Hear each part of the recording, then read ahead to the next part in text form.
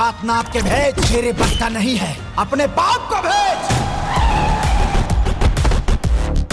नमस्कार दोस्तों, मेरा नाम है अजय और आप देख रहे हो the box office collection show with Ajay Yadav. दोस्तों आज के वीडियो में हम जानेंगे फिल्म डंस के बॉक्स ऑफिस कलेक्शन के बारे में, जो कि होगा 11 दिनों का। साथ ही बात करेंगे ये फिल्म बॉक्स ऑफिस पे किस तरीके से हिट हो चुकी है और कितनी कमाई की है बॉक्स ऑफिस पे। तो वीडियो को एंड जरूर देखें और लाइक सब्सक्राइब शेयर करना बिल्कुल ना भूलें। दोस्तों फिल्म डंस एक एक्शन ड्रामा फिल्म जिसके स्टार कास्ट में खेसारी लाल यादव और फिल्म के फीमेल लीड में है श्वेता सेन। साथ ही फिल्म को लिखा है, फिल्म को डायरेक्ट किया है धीरज ठाकुर ने। वहीं फिल्म को प्रोड्यूस किया है ग्लोबल म्यूजिक भोजपुरी। फिल्म काफी अच्छी होने वाली है और फिल्म काफी अच्छी है भी। फिल्म को रिलीज किया गया है इंडिया प्लस नेपाल के तकरीबन 55+ सिनेमाघरों में और ये फिल्म का सेकंड वीक चल रहा है, जो काफी अच्छा कमाई कर रही है बॉक्स ऑफिस पे।